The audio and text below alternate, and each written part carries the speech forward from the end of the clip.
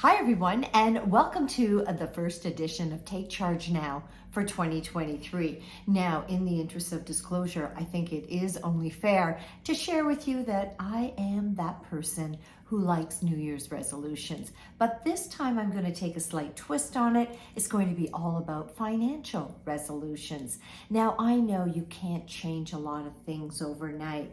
But what if I put a challenge forward and asked you to do one thing differently each month with regards to your financial situation, with a promise this time next year, if you follow that plan, you will be in a very different spot.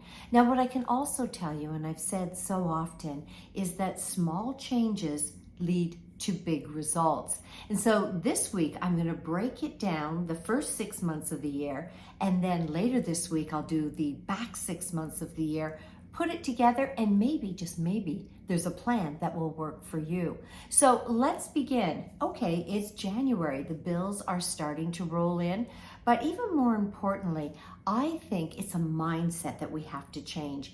And it's time to take charge now. What are some of the financial goals that matter to you? I don't care about what someone tells you to do with your money. I care about what you decide to do with your money. If I tell you to save for retirement and that doesn't excite you, trust me, you will not save for retirement. But if you're hoping to go on a trip or something, get your first car, maybe buy your first home, if that excites you, that will change some of your spending habits. So begin the year in January simply by taking the time to figure out your financial goals, what's going to excite you to save some money. Because before you know it, we will be into February, and that truly is when the bills come rolling in. And yes, you have to pay them. And I know what the debt levels are of Canadians. So stand back and say to yourself, I'm going to create a plan that suggests I'm going to pay the most expensive debt first. That's the one with the highest interest rate on it, not the one with the biggest outstanding balance. And you might want to put away the credit cards for now, because before you know it, we are into March. And by March, I'm thinking, okay, let's forget about debt. We've already put a plan in place. It won't likely be paid off, but start thinking about other elements of your financial life.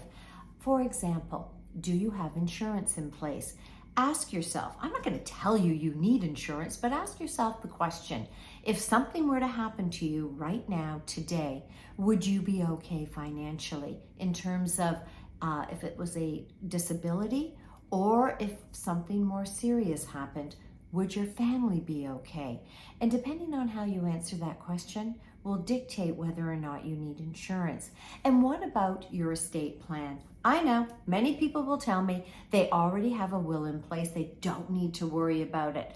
And I do think there's peace of mind by having a will in place. But when was the last time you looked at it? Have you revised it? Some will say, I don't need to. My family will never fight. I guarantee you there will be disputes. Others will say, I already put a plan in place. I've locked it away. Well, what I can tell you is that in all likelihood, the tax regulation has changed. Your family dynamics may have changed, and maybe even your level of wealth changed. It's time to just sort of look it over. And that emergency fund, there are many, including the International Monetary Fund, suggesting that about a third of the global economies are going to enter into a recession this year. You can't control whether Canada goes into a recession or not, but you can control how you respond, and you will respond better if you have some money tucked aside. If you've not been able to do so, now's the time to get a credit card or a line of credit so you have access to money should you need it. So before you know it, we are now in April, and it's all about the tax deadline. There's not a lot you can do for the 2022 taxation year in April, but you can set yourself up for success for 2023. But really, speak to an expert here. Don't leave any money on the table. And if by chance you can't make all those interest payments, if you do owe CRA some money, reach out to them or work with them. Whether you like it or not, the taxman is a partner for life. So now we are into March, April. It is now May. And is pretty simple. Stop spending, start saving. This is when you can get outside, you can enjoy. Try to have a full month where you don't spend a discretionary cent on a single thing. And we get to June and it's going to be all about becoming an automatic millionaire. I know, I get it. No one becomes a millionaire overnight, but one of the ways to set yourself up for success is to have money come out of your paycheck on a monthly basis and redirected towards debt, to savings, to an investment portfolio, to an emergency fund. When the money comes right off the top, you learn to live within your means while you're still doing great things to your balance sheet, your net worth. So let me recap. First 6 months of the year, January, you're going to take charge now. You're going to set some goals that excite you. Come February, when the bills come rolling in, you're going to pay the most expensive one off first, not the one with the biggest balance, and you're going to put away the credit cards. Come March, you're thinking beyond the obvious, savings, spending, paying down debt, and you're thinking about other elements of your financial plan.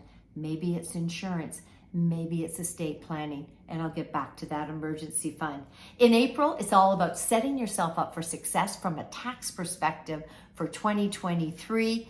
Come May, stop spending, absolutely save every dime you can, and by June, you become an automatic millionaire by setting yourself up for success by having money come right out of your account. Now, what this does is it allows you to get some traction, to start to move forward. It's very empowering. You're in the driver's seat, regardless of what goes on in the economy. Later this week, I'll have the next 6 months that'll round out the whole year.